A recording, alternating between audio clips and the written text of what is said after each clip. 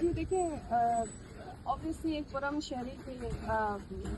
بطور میں اس طرح کی یہاں پہ ہمارے ساتھ ناانصافی ہوتی ہے تو اس سے پہلے عدالتوں کے پاس جاتے ہیں، وہاں پہ ہم مقدمہ لے کے جاتے ہیں، اور اس بات میں کوئی شک نہیں ہے کہ ماضی میں بھی ہم نے بارہا اپنے جبری طور پر گمشدہ افراد کی بازیابی کے لیے عدالتوں سے رجوع کیا ہے، ہم بار بار وہاں پہ موجود رہے ہیں، لیکن عدالت نے کبھی انصاف کے وہ تقاضے پورے نہیں کیے ہیں جس سے ایک مضبوط اعتماد بحال ہو سکے۔ لیکن چونکہ ہم بار بار یہ اظہار کر رہے ہیں کہ ہم ایک پرم شہری کی طرح اس ملک کے آئین اور قانون کو مانتے ہیں، اور ہمارے ساتھ جو بھی ناانصافی ہوتی ہے ہم اس کو جو ہے ایک قانونی طریقے سے اس کے خلاف لڑیں گے، اور اس وقت بھی ہم ان تمام جو رویہ میرے ساتھ رکھا گیا پچھلے دنوں کراچی ایئرپورٹ میں، اس کے بعد میں نے یہاں پہ ہائی کورٹ میں پٹیشن دائر کروائی ہے جس میں آج ہماری پہلی ہیئرنگ ہوئی، اور اگلی ڈیٹ میں ہمیں جو ہے 23 تاریخ کو بلایا گیا ہے، ہماری اگلی سماعت ہے۔ تو ہم دیکھتے ہیں کہ کس حد تک ہمیں انصاف ملے گی۔ یہ اب عدالت کے اوپر ہے کہ کس طریقے سے ہمارے اس ایشو کو اٹھائے گی، اس کو ایڈریس کرے گی، اور ہمیں وہ انصاف کے تمام تقاضے پورا کرے گی۔ یہاں پر پہلے بھی محمد علی سمیت اور بھی جو لیڈرس یہاں پر کام کو نہیں کیا، تو آپ سمجھتے ہیں یہاں پر آپ کو ملے گا؟ جی دیکھیں، امیدیں تو یہی ہیں کہ کیونکہ ہمارا کوئی کرمنل ریکارڈ نہیں ہے، اور جس طریقے سے دیکھا گیا ہے ابھی ریسنٹلی اس پہ مختلف طریقوں سے ہم نے دیکھنے کی کوشش کیا ہے کہ کہیں پر کسی بھی ریکارڈ میں ایون جتنے بھی جب یہاں پہ ایئرپورٹ میں گئی تھی امیگریشن کا اسٹیمپ بھی لگایا گیا، تو اس بات سے یہ ظاہر ہوتی ہے کہ میرا نام ECL میں بھی شاید نہیں ہے۔ تو جس طریقے سے انہوں نے وہاں پہ مجھے روکا، اور مجھے لگتا ہے یہ اینڈ ٹائم پہ ایک فیصلہ کیا گیا، ان جو خلائی مخلوق ہے، جو ایجنسیاں ہیں، ان کی طرف سے مجھے روکنے کی کوشش کی گئی، کیونکہ اگر میرا نام ECL میں ہوتا تو وہاں پہ امیگریشن اسٹیمپ میرے پاسپورٹ پہ نہیں لگاتے۔ تو اس چیز سے بہت سارے سوالات جنم لے رہے ہیں، اور آگے آنے والی سماعت میں ہم دیکھتے ہیں کہ حکومتی نمائندے ہوں گے یا جو گورنمنٹ آفیشلز ہوں گے وہ اس پر کیا اپنا جواب دیں گے۔ دیکھیے جی، آج سندھ ہائی کورٹ کے سامنے جو درخواست گزار ہیں سمیع الدین بلوچ، پورا پاکستان، میرے خیال میں بین الاقوامی سطح پہ بھی دنیا ان کو بلوچستان اور بلوچستان کے نوجوانوں کی توانا آواز کے حوالے سے چاہتی ہے۔ انہوں نے جس طریقے سے خاص طور پہ انفورسڈ ڈسپیئرنسز کا، مسنگ پرسنس کا ایشو اجاگر کیا ہے، جو ان کی تحریک رہی ہے، وائس آف مسنگ پرسنس کی جنرل سیکرٹری ہیں، وہ لوگ یکجہتی کمیٹی سے وابستہ ہیں، تو ایسے لوگوں کو تو ہم خزانہ سمجھتے ہیں، ایسے لوگوں کو تو ہمیں پلکوں پہ بٹھانا چاہیے کہ ان تمام تر مصیبتوں کے باوجود، تمام تر زیادتیوں کے باوجود جو ہے وہ قانون کی بات کر رہے ہیں، آئین کی بات کر رہے ہیں، رول آف لا کی بات کر رہے ہیں۔ مگر ستم ظریفی یہ ہے کہ ریاست ایسی ہی لوگوں کو جو ہے کچلنے میں لگی رہتی ہے، پیسنے میں لگی رہتی ہے، ڈرانے میں لگی رہتی ہے۔ ان کو ایک بین الاقوامی سطح کے اوپر ایک آرگنائزیشن نے ان کی کاوشوں کو دیکھتے ہوئے بلایا کہ یہ یورپ آئیں، بیلجیم کانفرنس میں شرکت کرے، سارے کرتے ہیں، میں بھی کرتا ہوں ماضی میں، ہماری سرکار کے ہمارے منسٹرز بھی جاتے ہیں، وزیر اعظم بھی جاتے ہیں، اور ان کو ایئرپورٹ کے اوپر جب انہوں نے ایگزٹ کر لیا، یعنی کہ ایگزٹ اس کو کرنے دیا جاتا ہے جو کہ آفیشیل سرکاری حکومت پاکستان کی لسٹ ہے، جس میں اس ایگزٹ کنٹرول لسٹ میں اس کا نام نہ ہو، اس کو ایگزٹ کنٹرول کا سٹیمپ لگا دیا جاتا ہے پاسپورٹ کے اوپر، جو ان کو لگایا گیا۔ اس کے بعد جب یہ پاسپورٹ کنٹرول سے باہر نکلی، امیگریشن سے باہر نکلی، تو ان کو FIA نے روک کے بٹھا دیا، اور 4-5 گھنٹے ضائع کرنے کے بعد جب وہ جہاز اڑ گیا اور یقینی بنا لیا گیا کہ یہ نہیں جا سکتی، تو ان کو بتایا گیا کہ دراصل آپ کو جانے کی اجازت نہیں ہے۔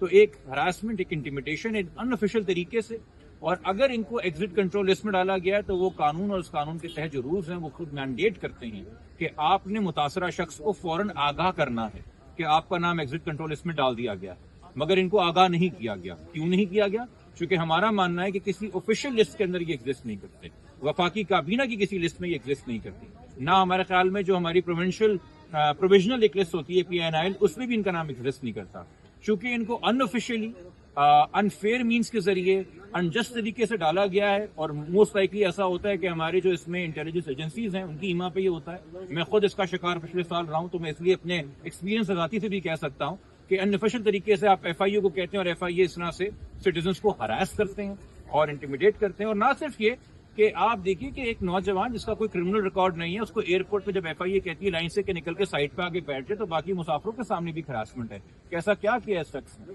تو اس حوالے سے ہماری درخواست تھی, عدالت نے اس کو پریما فیسی دیکھتے ہوئے کہ ہمارا کیس ہے اس کو ایڈمٹ کیا ہے. 23 ستمبر اس میں اگلی تاریخ ہے. تمام تر جو فریقین ہیں جس میں منسٹری آف ڈیفینس ہے جس کے تحت ہماری آرمڈ فورسز اور انٹیلی ادارے آتے ہیں, منسٹری آف انٹیریئر ہے جس کے تحت داخلی معاملات ہیں, اور ساتھ میں FIA کے DG اور ڈائریکٹر جنرل جو امیگریشن اور پاسپورٹ کا ہے, ان کو ساتھ میں DIG کو جو سرکار کے وکیل ہیں ان کو نوٹس کر دیا.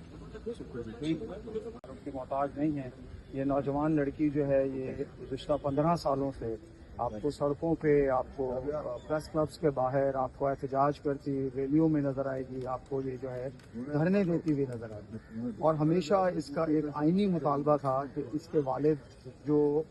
15 سال پہلے ڈاکٹر دین محمد بلوچ جنہیں اور ناج سے ان کے ہاسپٹل سے سرکاری گاڑیوں میں آ کر سرکاری لوگ لے کے چلے گئے اور 15 سال سے انہیں واپس نہیں دیا, یعنی انہیں جبری